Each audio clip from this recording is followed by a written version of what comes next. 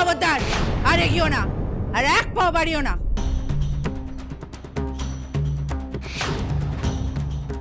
মা, সব শুনেছি আমি, সব। যে মূর্খামি করে এসেছো তোমার বাবা সবটা আমায় বলেছে। মূর্খামি? তা নয়তো কি? তুই এত বোকা রে? হ্যাঁ, এত বোকা? নিজের হাতে নিজের সর্বনাশটা এমন ভাবে করতে পারে করি? এসব কথা কি বলছো তুমি? ঠিক বলেছি আমি, কিচ্ছু ভুল বলিনি। বরঞ্চ তুমি যে ভুলটা করেছো সেটা তোমার চোখে আঙুল দিয়ে দেখিয়ে দিতে চাইছি। কোনো ভুল আমি করিনি মা, বরং ভুল এতদিন ধরে হচ্ছিল। আজ সেই ভুলটা শুধরে দিয়ে এলাম। মাথাটা গেছে না? একেবারে মাথাটা গেছে তোর। নিজের হাতে এত বড় সর্বনাশ করলি তুই। কি ছিল না তোর? ভগবান তোকে কি দেননি? অমন সুখের সংসার, অমন স্বামী, অমন সুন্দর বাড়ি। শুধুমাত্র অতীতের একটা সামান্য ঝামেলাকে টেনে এনে সেটা নিজের হাতে শেষ করছিস তুই। জেঠু আমাদের জন্য কি কি করেছে তুমি কি করে ভুলে যেতে পারো? আমি কিচ্ছু ভুলিনি করি, আমি ততটা বেঈমান নই। দাদা এবারের জন্য কি কি করেছেন সেগুলো কি আমি নিজের চোখে দেখিনি? আমি ভুলে যাব? তাহলে তুমি এই কথাগুলো কি করে বলছো? জেঠু ছিল বলে আমরা খেয়ে পড়ে বেঁচেছিলাম। এই যে আমাদের বাড়ি, এত বড় একটা বাড়ি, আমাদের আশ্রয়, আমাদের আমাদের মাথার উপর ছাদ। জেঠু না থাকলে এটা কি হতো? হতো না। দিন রাত অক্লান্ত পরিশ্রম করেছে মানুষটা। একটা কথা ভুলে যেও না মা, বাবা যখন 6 মাস কোমরের যন্ত্রণায় বিছানায় পড়েছিল তখন কিন্তু জেঠু একা হাতেই এত বড় সংসারটা সামলেছে। হাড় ভাঙা খাটুনি কেটেছে মানুষটা, আমাদের কোনোদিন এতটুকু অভাব বুঝতে দেয়নি। সারা জীবন দাদার থেকে আমাদের 3 বোনকে বেশি ভালোবেসেছে। আর তুমি বলছো সবকিছু ভুলে গিয়ে আমি বেঈমান, অকৃতজ্ঞ হয়ে যাই। না না না না, না করি না। আমি ভুল বুঝছিস, তুই ভুল বুঝছিস। তোর জেঠু আমাদের জন্য যা করেছেন আমি কখনো বলবো না সেগুলো ভুলে যা। আমি কখনো সেগুলো ছোট করবো না, করতে পারি না করি। আমি শুধু একটা কথাই বলতে চাইছি, যে মানুষটা চলে গেছে সে মানুষ তো আর ফিরবে না, ফিরবে। আর ধর আজ যদি তোর জেঠু বেঁচেও থাকতেন, তিনি চাইতেন না তার করি সুখে সংসার করুক? চাইতেন না বল? জেঠু আর বেঁচে নেই মা, কিন্তু জেঠুর আদর্শ বেঁচে আছে, সেটা মরে যায়নি। জেঠুর আদর্শই আমাকে শিখিয়েছে কোনো দিন অন্যায়ের সাথে আপোষ না করতে। তোর এই যে তোর একদিন সর্বনাশ ডেকে আনবে খড়ি, সর্বনাশ ডেকে আনবে। আজ বুঝতে পারছিস না তো? যেদিন বুঝবি সেদিন কিন্তু তোর কিচ্ছুটি করার থাকবে না, তার আগেই সবকিছু পুড়ে ছাই হয়ে যাবে। আমার কপালে যদি সর্বনাশ লেখা থাকে হবে সর্বনাশ, কিন্তু জেঠুর খুনিকে শাস্তি দেওয়ার যে প্রতিজ্ঞা আমি করেছি সেখান থেকে এক পাও আমি সরব না।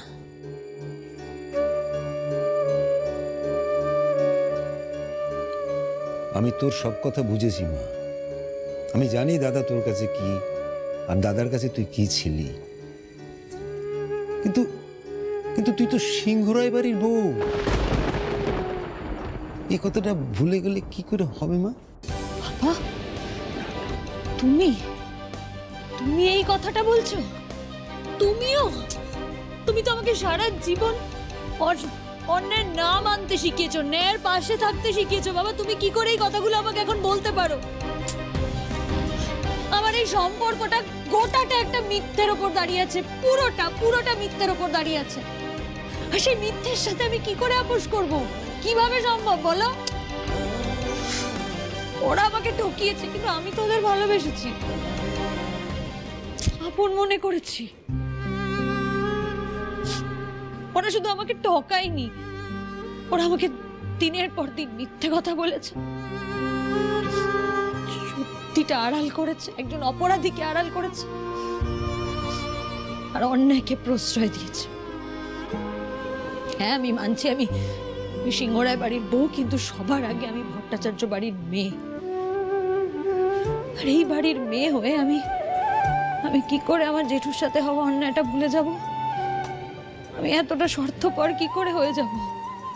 আর কার জন্য হব? যে আমাকে দিনের পর দিন মিথ্যে বলেছে তার জন্য হবো মা? তাহলে কি করবি এখন? কি করবি? নিজের স্বামীর সাথে লড়াই করবি? নিজের স্বামীকে কাঠগড়া এনে দাঁড় করাবি? নিজের স্বামীর গলার ফাঁসের দড়ি ঝোলাবি? কি হলো? কি হলো? উত্তর দে। চুপ করে আছিস কেন? বল, কোনটা করবি? এর মধ্যে কোনটা করবি বল? কোনোটাই করতে পারবি না তুই। আমি তো তোর মা করি, আমি তো তোকে চিনি রে। নিজের স্বামীকে শাস্তি দেওয়ার আগে তার 10 গুণ শাস্তি নিজের মনের মধ্যে পুষে নিয়ে গুমড়ে গুমড়ে মরে যাবি তুই। আমি তোকে চিনি করি, বিলক্ষণ চিনি। তাহলে কেন করছিস মা? কেন করছিস? জেদের বসে এসব কেন করছিস? বল আমায়, বল কেন?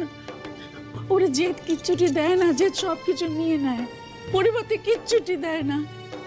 এই যে জেদের বসে সবকিছু ছেড়ে ছুড়ে দিয়ে চলে আসছিস, বদলে যেটুকু ফিরিয়ে আনতে পারবি? পারবি মানুষটাকে ফিরিয়ে আনতে? বল। আমার কথা শোন, কথা শোন মা। জেদ ছেড়ে দে, চলে যা বাড়ি, নিজের বাড়ি চলে যা, তো শ্বশুর বাড়ি চলে যা। সকলের মঙ্গল হবে তাতে। করি অতীতকে আঁকড়ে ধরে থেকে নিজের বর্তমানকে নষ্ট করে দিস না মা গো। আমি তোর কাছে হাত জোর করে বলছি, করি। যে লোকটাকে আমি 5 বছর ধরে এত ঘেন্না করেছি, সেই লোকটা আমার স্বামী।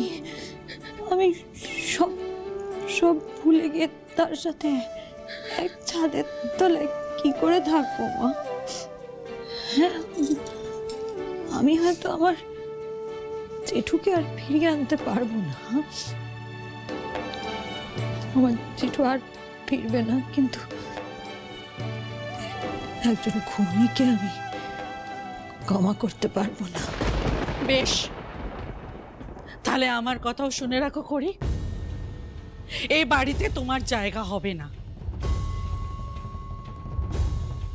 কারণ তোমার এই সিদ্ধান্তে আমরা কেউ তোমার পাশে নেই।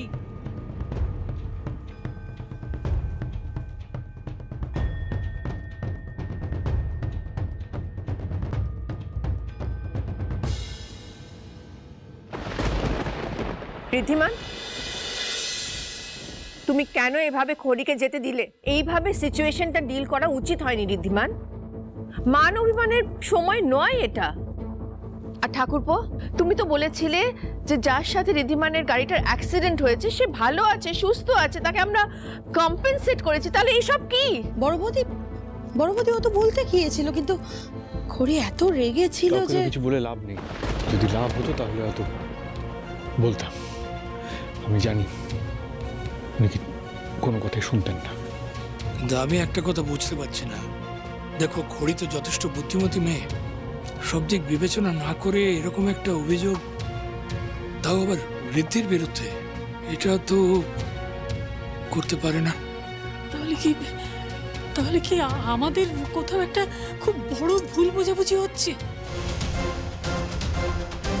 আমি যা যা বলছি না তার সব প্রমাণ আছে, এগুলো আমার মন গড়া কথা নয়। পুলিশের ফাইলের রেকর্ড আছে।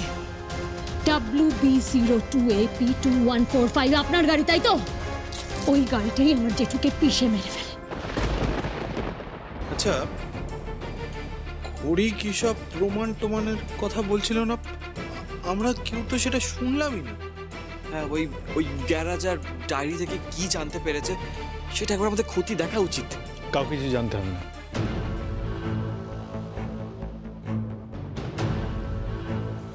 রিদ্ধি বাবা, বাবা প্লিজ মাথাটা ঠান্ডা কর বাবা।